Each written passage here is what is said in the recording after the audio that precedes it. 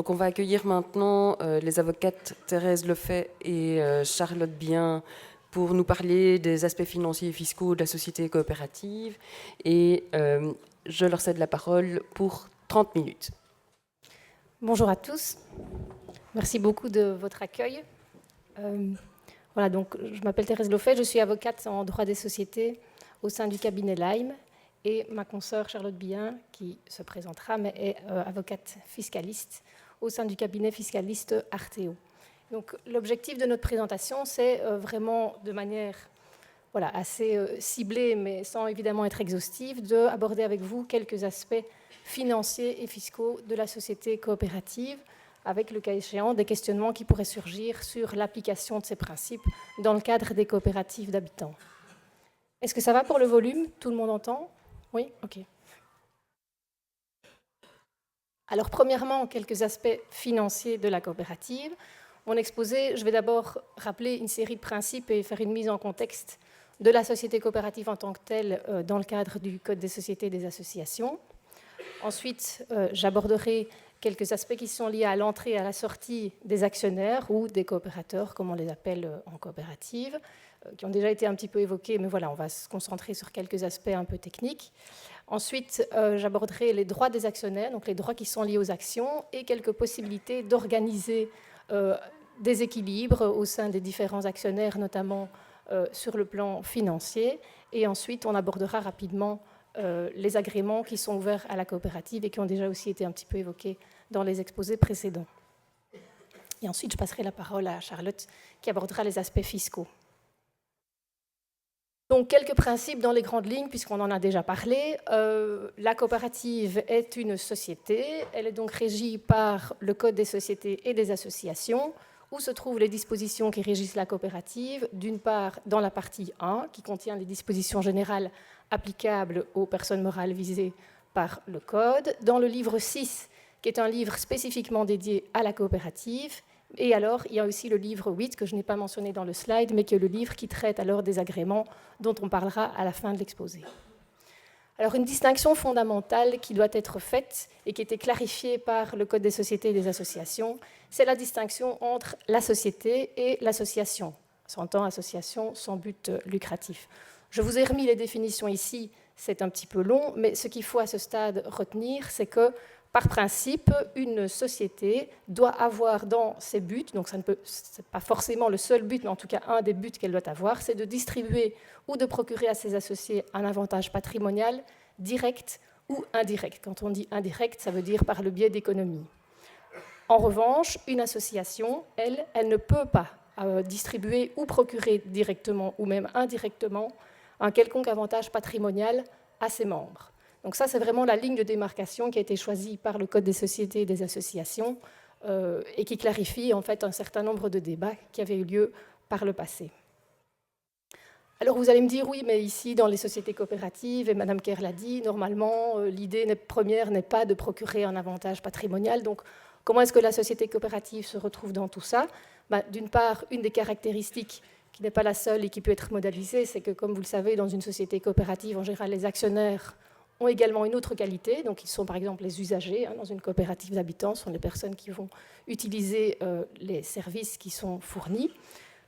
Et deuxièmement, comme on le disait, dans une coopérative, l'idée n'est pas d'avoir uniquement en tête un but de lucre, un but de profit avec des actionnaires passifs qui mettent de l'argent et puis qui attendent un rendement. Donc, la coopérative, elle, ça reste tout de même une société, mais ces caractéristiques font que, en général, on va se tourner plutôt vers un avantage patrimonial indirect. Donc, c'est-à-dire qu'ici, typiquement, voilà, quand les actionnaires vont avoir droit à un loyer inférieur, ou quand ce sont des coopératives de travailleurs ou des coopératives où ils sont clients, ils vont avoir droit à des prix moindres via le biais de ristourne, eh bien, on reste dans la définition de la société, mais le biais est un petit peu différent que dans une société classique, on va dire. Alors, une petite précision qui est un peu technique, c'est que dans le Code des sociétés et des associations, en fait, on a supprimé pour les coopératives la notion de capital. Donc, auparavant, il y avait des exigences avec un capital fixe, minimum, etc. Tout ça, ça a été supprimé, mais par contre, demeure une exigence, c'est que la coopérative doit avoir dès le départ ce qu'on appelle des capitaux propres qui doivent être suffisants pour pouvoir assurer les activités qu'elle entend effectuer. Évidemment, cette notion de capitaux propres suffisants s'apprécie. Ça veut dire que les personnes qui vont prendre les parts doivent mettre un montant suffisamment important pour qu'au total, la coopérative ait assez de ressources pour effectuer ces activités, mais on prend évidemment en compte aussi toutes les autres sources de financement, telles que les subsides, les prêts. Enfin, voilà, c'est une notion importante. Donc ça, c'était pour le bref rappel et une petite mise en contexte. Maintenant, on va aborder quelques questions qui sont liées à l'entrée et à la sortie des actionnaires. Alors, je parle d'actionnaires parce que c'est la terminologie qui est utilisée par le Code, mais après une série de débats, le Code des sociétés et des associations a permis que dans les coopératives, on puisse utiliser des termes qui paraissaient plus appropriés pour les secteurs. Donc, voilà, j'ai parfois mis actionnaire, mais ça veut aussi dire coopérateur ou associé. C'est la même chose et on peut les utiliser. Mais comment devient-on actionnaire d'une coopérative? Donc ça, on l'a déjà dit. À la base, qu'est-ce qui se passe? Ce sont des personnes qui se mettent ensemble, qui vont faire un apport et qui vont donc souscrire des parts. Donc ils mettent de l'argent à disposition de la coopérative et en contrepartie, ils se voient octroyer des actions ou des parts auxquelles sont attachés une série de droits. Donc ça se passe soit à la constitution même de la coopérative ou en cours de vie sociale, c'est-à-dire que si à un moment d'autres personnes veulent rentrer et que la coopérative veut faire accroître ses activités, a besoin de plus de financement, on peut procéder à une émission d'actions. D'autres personnes rentrent, mettent un apport et reçoivent également des actions auxquelles sont attachés des droits. Une autre manière d'entrer dans une coopérative, évidemment, c'est d'acquérir des parts d'une personne qui désire sortir. Donc un actionnaire sort et on lui rachète ses parts.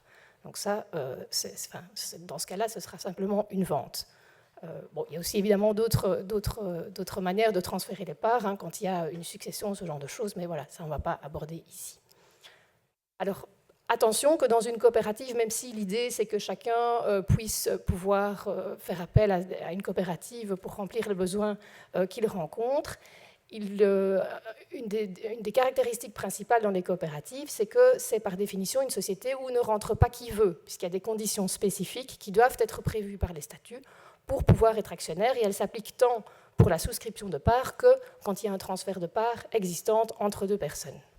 Alors d'un point de vue financier, au niveau du prix des actions, de la valeur que la personne doit mettre, ça va dépendre. Comme je vous disais, à la Constitution, il faudra que les capitaux propres soient suffisants, donc c'est le groupe de fondateurs qui va déterminer le prix des actions, le montant. Si c'est en cours de vie sociale, ça sera fixé par l'organe qui procède à l'émission. Évidemment, sinon dans une hypothèse d'acquisition de parts existantes, le prix, par principe, serait librement négocié, normalement, sauf s'il y a d'autres dispositions qui sont prévues, entre l'acquéreur et le vendeur. Ça, c'est pour l'entrée des actionnaires. Alors, au niveau des sorties d'actionnaires, il faut savoir que la sortie des actionnaires d'une coopérative, c'est un processus qui est organisé de manière simplifiée par le Code. Donc, je dis simplifié par rapport à d'autres types de sociétés où il n'y a pas des processus qui sont aussi bien organisés que c'est le cas dans une coopérative. Il y en a aussi maintenant dans les SRL, mais ce n'est pas l'objet de l'exposé. Alors, comment sort-on de la coopérative? On l'a déjà dit, soit on démissionne, c'est-à-dire que c'est un acte volontaire par lequel un actionnaire décide qu'il ne veut plus faire partie de la coopérative. Notre manière d'en sortir, c'est d'en être exclu. Bon, là, c'est plutôt la coopérative qui n'est plus d'accord que vous soyez de la partie. Dans certains cas, on peut aussi perdre sa qualité d'actionnaire dans certaines circonstances. Alors, les statuts, donc, comme vous le savez peut-être, mais en coopérative, une des caractéristiques aussi, c'est que les statuts, et j'imagine que la personne qui fera l'exposé sur les statuts en parlera, il y a beaucoup de liberté pour la rédaction des statuts, mais il y a quand même quelques garde-fous. L'un d'entre eux, c'est que les statuts ne peuvent pas interdire à un actionnaire de démissionner, et on ne peut pas non plus les statuts ne peuvent pas non plus prévoir que la société ne peut pas exclure quelqu'un pour juste motif. Par contre, on peut tout à fait modaliser la démission, l'exclusion, en prévoyant des décisions spécifiques, des délais, des motifs particuliers, des décisions qui doivent être prises à des majorités prévues. Alors, comme je vous le disais, dans certains cas, on perd sa qualité d'actionnaire, par exemple en cas de décès, de faillite, etc. Il y a aussi parfois des clauses de qualité qui sont prévues, c'est-à-dire que pour être coopérateur, il faut être client de la coopérative. Si à un moment on se rend compte qu'on n'est plus client, dans certains cas, si ça a été prévu par les statuts, on peut automatiquement perdre sa qualité d'actionnaire. Et on perd aussi sa qualité d'actionnaire, évidemment, si on cède ses actions à une tierce personne, et qui fait que, du coup, on n'est plus actionnaire. Alors, les mécanismes de démission, d'exclusion et les situations assimilées, en fait, ce sont d'un point de vue financier, donc ça se fait à charge du patrimoine de la coopérative. Donc c'est évidemment différent d'une vente où là c'est une négociation entre acquéreurs et vendeurs. Par contre, lorsqu'on démissionne, eh bien, c'est la société coopérative elle-même qui va devoir rembourser un montant à l'actionnaire sortant. Alors on en a déjà parlé, mais en principe, le montant peut être déterminé librement par les statuts. Vous pouvez vous prévoir un petit peu tout ce que vous voulez. Alors évidemment, on se pose les questions de savoir à combien est-ce qu'on va fixer le montant du remboursement. Et là, j'évoque ce que disait Madame Kerr, par exemple, qui disait, voilà, de la question des plus-values, à quelle valeur est-ce qu'on va fixer le montant auquel l'actionnaire a droit quand il sort. Alors s'il n'y a pas de disposition statutaire qui a été prévue, il y a une disposition supplétive qui est prévue par le Code, c'est-à-dire que en gros, donc je vous ai mis la définition exacte ici, mais en gros, l'actionnaire qui sort aura droit au montant qu'il avait apporté, mais pour autant que l'actif net de la société, tel qu'il résulte des comptes annuels approuvés, le permette. C'est-à-dire que si la valorisation de la société sur base de son actif net n'est pas suffisante que pour permettre à la personne de sortir, évidemment ramener au nom d'action, et bien alors il ne pourra pas, ça sera plafonné. Oui, pour les 15 minutes. Alors, juste, c'est un petit peu technique, mais il y a une limite quand on sort et quand il y a une démission, parce qu'en réalité, une démission par un actionnaire, c'est une sortie d'argent par la coopérative, et donc c'est une distribution. Et au niveau du droit des sociétés, il y a des tests qui s'appliquent, tests de solvabilité et de liquidité.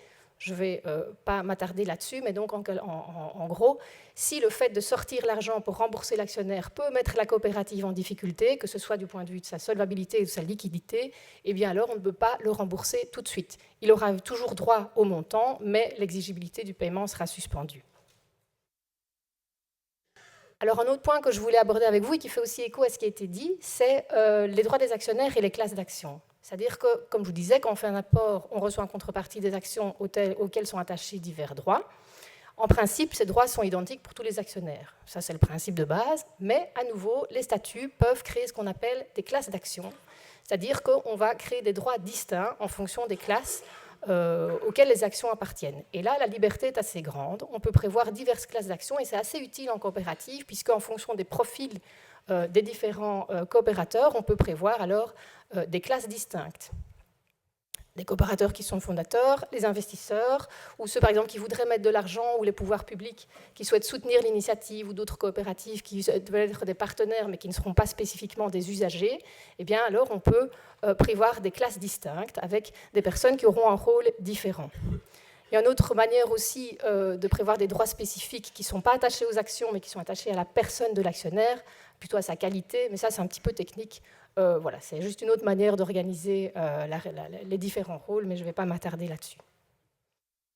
Alors, quels sont les droits qui peuvent être modalisés par ce biais ? À peu près tous les droits, en fait, en créant des catégories ou en créant des droits spécifiques en fonction de la qualité, soit les droits de vote, donc il y aura certains qui auront plus de droits de vote, moins de droits de vote, il y aura des majorités spécifiques qui doivent être recueillies dans une classe pour que des décisions doivent être prises, mais aussi d'un point de vue plus financier, le droit aux dividendes. Alors, je sais qu'en coopérative, généralement, ce n'est pas le but premier d'avoir un rendement avec du dividende, mais ça peut quand même toujours être intéressant. Je ne sais pas, par exemple, si on veut attirer des investisseurs pour soutenir le projet, peut-être qu'eux, comme ils ne seront pas usagers, ils auront quand même un intérêt pour pouvoir les attirer à se dire qu'ils vont percevoir un dividende qu'on pourra considérer comme étant limité.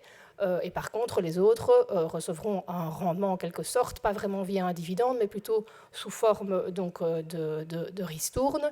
Donc là, la liberté est assez importante et c'est ça qui est intéressant, c'est qu'on peut modaliser comme on veut en fonction des rôles que chacun est amené à jouer dans la coopérative.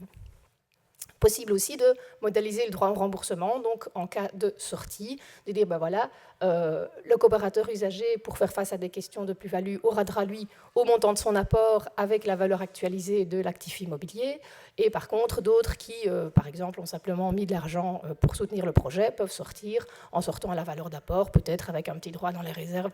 Voilà, tout ça peut être modalisé. Je ne vais peut-être pas m'attarder sur les agréments, je pense qu'on en a déjà parlé. Il faut juste retenir que les agréments qui sont ouverts à la coopérative prévoient des conditions spécifiques en matière notamment, par exemple, de limitation des rendements, que ce soit dans l'agrément simple. Au niveau de l'agrément comme entreprise sociale, là, on est encore dans un autre catégorie, puisque là, les objectifs poursuivis sont un petit peu différents que la simple satisfaction des usagers. Je vous renvoie là, pour ça, voilà, pour le slide, on a mis un petit peu la philosophie qu'il y a derrière, mais on ne va pas s'attarder là-dessus à ce stade. Et je passe la parole à Charlotte.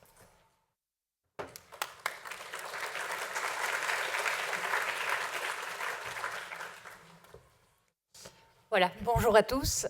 Donc mon nom est Charlotte Bien et je suis donc fiscaliste, comme Thérèse l'a mentionné, dans le cabinet d'avocats Arteo, qui ne fait que de la fiscalité. Et je suis pour ma part spécialisée en fiscalité immobilière, ce qui faisait donc sens pour ma participation aujourd'hui.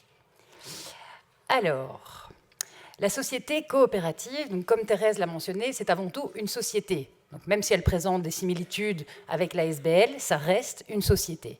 Et donc une société a, parmi ses buts, toute société, comme Thérèse l'a dit, le fait de distribuer ou procurer un avantage patrimonial direct ou indirect à ses associés.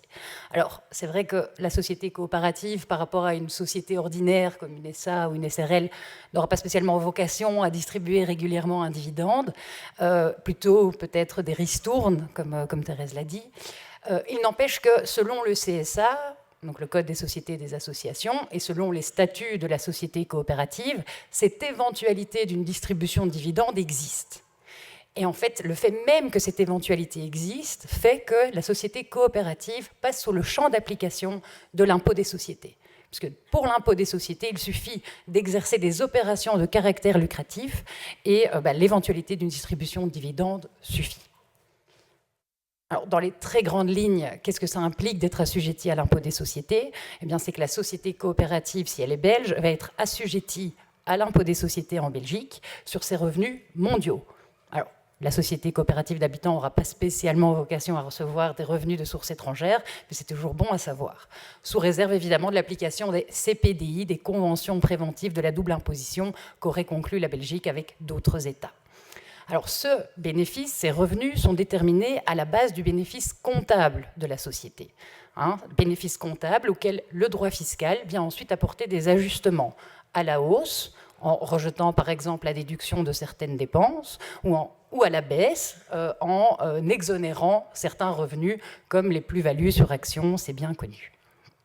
Alors, les bénéfices, on parle bien ici de bénéfices nets, c'est-à-dire que la société coopérative pourra déduire de ses revenus les charges d'amortissement sur ses immeubles, les charges de financement, les rémunérations de ses administrateurs, etc., etc. Ce n'est que le bénéfice net qui est soumis à impôt.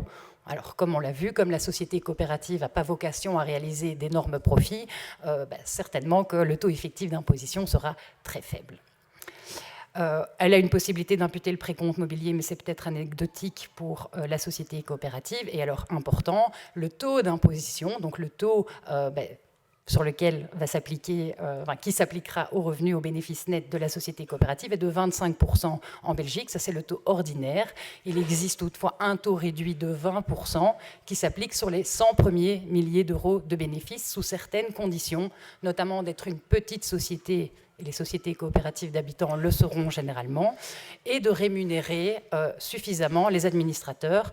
On verra toutefois que pour les sociétés coopératives agréées, ces conditions, en tout cas la rémunération suffisante des administrateurs, n'est pas exigée pour bénéficier de ce taux réduit de 20%.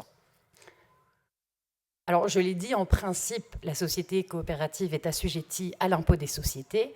Il n'empêche que certains rulings rendus par le service des décisions anticipées en matière fiscale ont confirmé pour certaines sociétés coopératives agréées comme entreprises sociales, donc ce sont ces fameuses sociétés coopératives qui ont succédé à la société à finalité sociale qu'on connaissait sous l'ancien code des sociétés, celles-ci peuvent, sous certaines conditions strictes, être assujetties non pas à l'impôt des sociétés, mais à l'impôt des personnes morales. Alors, la première exigence, c'est de ne pas avoir de but de lucre. Et donc, ça sous-entendait que cette société coopérative agréée comme entreprise sociale renonce à toute distribution de dividendes et boni de liquidation dans ses statuts. Alors, à voir avec les spécialistes en droit des sociétés, si c'est même correct sous le plan du droit des sociétés, mais en droit fiscal, en tout cas, ça a permis à ces sociétés coopératives de ne pas être assujetties à l'ISOC, mais bien à l'IPM. Alors, il ne suffit pas d'avoir une absence de but de lucre pur pour être assujetti à l'impôt des personnes morales, il faut encore répondre à d'autres conditions. Soit ne pas exercer, ne pas se livrer à des opérations de caractère lucratif ou une exploitation. Et donc là, finalement, cette condition n'est pas remplie dès que la société coopérative reçoit des revenus qui ont un caractère de permanence en raison d'une activité, comme par exemple l'octroi d'un financement ou une location immobilière. Cette condition n'est dès lors pas remplie. Mais, pardon, excusez-moi, je n'avais pas mis les bons slides. Si cette condition n'est pas remplie, il y a encore deux options pour pouvoir être assujetti à l'impôt des personnes morales. Soit ne pas être assujetti à l'impôt des sociétés selon l'article 181, soit sur base de l'article 182 du CIR. Alors ça ne vous parle pas.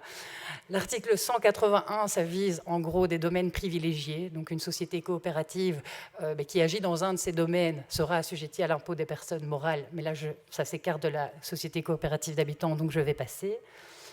Ou n'est pas assujettie à l'impôt des sociétés parce qu'elle ne répond pas aux conditions de l'article 182. Et comment est-ce qu'on répond aux conditions, ou ne répond pas aux conditions de l'article 182 ? C'est que même si on réalise une exploitation ou des opérations de caractère lucratif, on sera quand même assujetti à l'impôt des personnes morales si ces opérations sont exceptionnelles ou isolées. Par exemple, l'organisation d'un bal ou l'organisation d'une tombola une fois de temps en temps, ça ne nous fait pas basculer à l'impôt des sociétés. Par exemple, si les activités lucratives ne servent qu'à placer les bénéfices réalisés dans le cadre des activités statutaires de la société coopérative, et là c'est vraiment un comparatif qu'on peut faire avec les opérations qu'un bon père de famille réaliserait dans le cadre de la gestion normale de son patrimoine privé, ou encore, et c'est surtout sur ce point-là que la majorité des ASBL se repose pour être assujettis à l'IPM, si ces opérations ne mettent pas en œuvre des méthodes commerciales ou industrielles. Alors là, il faut vraiment voir dans les faits ce que ça implique en termes de publicité, de méthodes de distribution, de type de clientèle, de type de bénéfices, etc. Ou, même si ça met en œuvre ce type de méthode, que ça reste accessoire par rapport à l'opération principale, par exemple en termes de moyens ou de personnel. Alors, la taxation à l'IPM est bien différente de l'impôt des sociétés. Ici, en fait, le principe de base, c'est pas de taxation sur les revenus des activités. Ne seront imposés à l'IPM que certains revenus limitativement énumérés par le Code. Et c'est essentiellement des revenus passifs. Location immobilière tombe dans le champ d'application de l'IPM, taxation, idem pour les plus-values immobilières, idem pour les revenus mobilier. Et donc là, ces revenus seront imposés à l'IPM, mais chaque revenu a son taux spécifique. Et en fait, ce taux peut parfois être supérieur à celui de l'impôt des sociétés, surtout si on tombe dans la tranche à 20%. Donc ce n'est pas toujours plus intéressant, et ça nécessite une analyse au cas par cas, d'être soumis à l'IPM plutôt qu'à l'impôt des sociétés. Voilà, j'en ai fini pour la summa divisio en matière d'impôt sur les revenus. Je ne sais pas combien de temps il me reste. 5 minutes, donc je vais aller très très vite. Bon, les distributions de dividendes, c'est plutôt anecdotique, donc retenez juste que c'est 30% de précompte mobilier libératoire, donc ça veut dire que les associés ne doivent pas les déclarer dans leur déclaration à l'impôt des personnes physiques, sauf s'ils veulent bénéficier d'une exonération sur les 800 premiers euros de dividendes. Octroi de ristourne, ça c'est peut-être un peu plus intéressant puisqu'on l'a vu, la société coopérative n'a pas vocation à distribuer des dividendes, mais aura plutôt, si elle réalise des bénéfices, envie d'octroyer des ristournes sur le prix des biens et des services qu'elle aura procurés à ses associés qui sont également ses clients dans la majorité des cas. Et donc se pose la question de savoir si ces ristournes sont déductibles de la base imposable de la société coopérative à l'impôt des sociétés. Eh bien, elles le seront si elles répondent aux conditions de l'article 49, qui est un petit peu l'article phare du CIR en matière de déduction des frais professionnels. Et pour ça, en fait, ce que dit l'administration dans ses commentaires, c'est que si c'est un correctif d'un prix de vente trop élevé, donc en fait, la société coopérative a réalisé trop de bénéfices alors qu'elle ne le devait pas, à ce moment-là, la ristourne pourrait être considérée comme déductible. Par contre, si ça implique qu'en fait, la société coopérative se retrouve en perte parce qu'elle octroie une ristourne qui fait que le prix des services in fine sera inférieur à son coût de revient, alors là, ce ne sera pas déductible. De la même manière, si la société coopérative réalise 2 activités et qu'il utilise les bénéfices d'une activité pour octroyer des ristournes sur les services octroyés aux associés, là non plus, l'administration considérera que la ristourne n'est pas déductible. Donc ça veut dire qu'elle sera taxée ici sur son bénéfice avant déduction de cette fameuse ristourne. Et alors, dernier point important, parce que là, on le voit que ça se rencontre souvent en pratique, la société coopérative qui octroie une ristourne, non pas par rapport aux opérations réalisées avec les clients, mais en proportion des parts de chaque associé dans la société coopérative, alors cette ristourne peut être requalifiée en dividende, ce qui implique une taxation au précompte mobilier de 30% et surtout une non-déduction, parce que les dividendes ne sont pas déductibles à l'impôt des sociétés, pour la société coopérative. Donc attention ici, ne pas octroyer de ristourne en fonction de la participation dans le capital. Alors, je vais passer plein de choses intéressantes. Donc, peut-être quelques mesures spécifiques pour les sociétés coopératives agréées, parce qu'une grande majorité d'entre elles le sont. Comme je l'avais dit, elles bénéficient du taux réduit de l'impôt des sociétés de 20% sur les 100 premiers milliers d'euros de bénéfices réalisés, s'il y en a, sans répondre aux conditions strictes qui sont imposées aux autres sociétés. Il n'y a pas non plus de requalification automatique de des intérêts sur les prêts octroyés par des administrateurs ou associés personnes physiques, comme l'on connaît dans d'autres sociétés. Donc, un administrateur ou associé qui octroie un prêt à sa société, si ce prêt excède le montant des fonds propres de la société coopérative, les fonds propres étant le capital ou les apports, et les réserves, à ce moment-là, l'excédent, donc l'intérêt qui se rapporte à l'excédent, celui-là sera requalifié en dividende, ce qui implique, comme je l'ai dit, une non-déduction. Ça non plus, ça ne s'applique pas aux sociétés coopératives. Et enfin, et ça c'est intéressant pour les sociétés coopératives agréées, en cas de partage partiel de l'avoir social, alors partage partiel de l'avoir social, ça paraît un petit peu nébuleux, mais ça s'applique notamment lorsqu'un membre, donc un associé, se retire de la société coopérative et qu'on lui rembourse sa part, et bien là, on va lui rembourser sa part, une partie du capital, une partie des apports qu'il avait apportés, plus un petit excédent. On voyait d'ailleurs que ça posait quelques questions. Cet excédent, en principe, dans la rigueur des principes, il s'agit d'un dividende. Dividende veut dire à nouveau précompte mobilier de 30%. Donc ça fait mal. Eh bien, il existe une exonération spécifique prévue pour les sociétés coopératives agréées qui fait que ce dividende est exonéré. Et donc, bien plus intéressant, évidemment, de sortir d'une société coopérative agréée que d'une société coopérative normale, 30% de charges fiscales dans le premier cas plutôt que dans l'autre. Dernier petit point, si je peux, ça ne se trouve pas sur les slides, mais en écoutant les exposés, je pensais que c'est intéressant à mentionner. En matière de droit d'enregistrement, si la société coopérative achète un immeuble, elle ne va pas bénéficier des abattements ou des taux réduits qui s'appliquent pour les personnes physiques qui achètent leur habitation propre et unique. Donc en Flandre, on a un taux de 3%, on a des abattements à Bruxelles et en région wallonne. La société coopérative, en tout cas, ce n'est pas prévu pour l'instant. Donc là, on paye 12,5, en tout cas en région wallonne et à Bruxelles. De la même manière, si jamais on sort, donc la société coopérative est liquidée à la fin, et on sort l'immeuble en le donnant aux associés, eh bien là aussi, malheureusement, le code des droits d'enregistrement n'est pas très sympathique parce que là, il y a à nouveau 12,5% qui devront être payés sur la valeur de marché de l'immeuble. Donc ça, c'est un petit point négatif de la société coopérative. Ce n'est pas encore prévu dans le code des droits d'enregistrement. Donc ce sont ici des matières régionales. Donc à voir si, avec un petit lobbying, les régions peuvent adoucir les conditions pour bénéficier d'une exonération, surtout à la sortie, parce que c'est quand même pas la vocation de payer 2 fois les droits d'enregistrement. Et alors en matière de TVA aussi, vous savez qu'il y a des taux réduits de 6% sur les démolitions-reconstructions et de 6% sur les rénovations de logements privés. Alors pour les logements privés, en principe, ça ne posera pas de souci s'il y a une location ensuite exonérée qui a eu lieu. Donc là, la société coopérative devrait pouvoir bénéficier du taux de 6% pour la rénovation de logements qui ont plus de 10 ans.